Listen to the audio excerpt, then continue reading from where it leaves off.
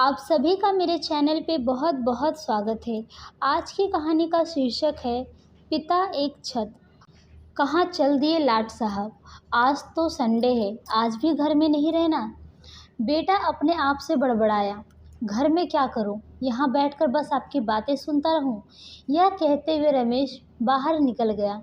दोनों बाप बेटे में एक दिन, एक घंटा क्या, एक मिनट भी नहीं बनती थी। दोनों बाप बेटे में जैसे तलवारें खिंची रहती है एक दूसरे के लिए, और इन दोनों के बीच हर समय माँ एक ढाल बनकर खड़ी रहती। किंतु वह भी कभी कभी छत की तरह नीचे गिर जाती और युद्ध चरम सीमा पर होता था। ऐसा नहीं था कि रमेश एक बेकार और आवारा लड़का था।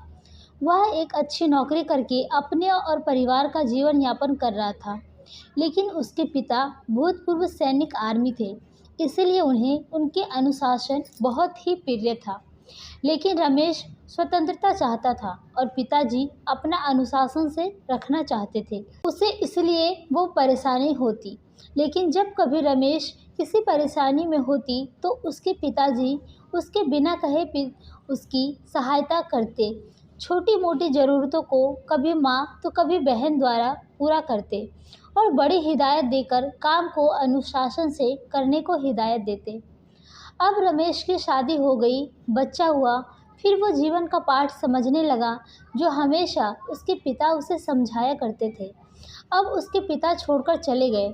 आज उसके पिता की 13वीं भी हो गई। सभी मेहमान जा चुके थे, लेकिन रमेश अपने आप को बिल्कुल अकेला पा रहा था। आज रमेश के पास स्वतंत्रता तो है, पर पिता की आवाज़ नहीं है। आवाज़ को वापस लाने का कोई रास्ता भी नहीं है। पिता के कंट्रोल बोर्ड और उनके अनुशासन के नियम लगते थे, मगर उन कठोर पुल में, अनुशासन के नियमों में एक प्यार छुपा हुआ होता है। वह चाहते थे कि जो गलती उन्होंने किया है वो उनके बच्चे ना करें। दोस्तों, पिता एक छत की तरह होती है जो अपने साए में रखकर परिवार को बारिश और सर्दियों से बचाता है। वो कभी तपा देने वाली लू तो कभी सर्दी में वो ठिठुरती ठंड से जूझता है, ताकि वो अपने परिवार की ज़रूरतों को पूरा कर सके। उनकी बातों को, उनके अनुभव को एक बार सोच समझ कर देखें, बहुत कुछ सीखने को मिलेगा। हम अपने जीवन में माँ की अहमियत ज़्यादा मानते हैं, किंतु पिता की नहीं। लेकिन पिता एक बहुत ही ज़रूरी छत है, उनको भी जीते जी बराबर की अहमियत दें। आशा करती हूँ दोस्तों, ये छोटी सी कहानी आप सभी को पसंद आई हो। अगर कहानी पसंद आई हो तो आप इसे लाइक शेयर करें एंड मेरे चैनल को सब्सक्राइब करें। तो मिलते हैं अगली कहानी में।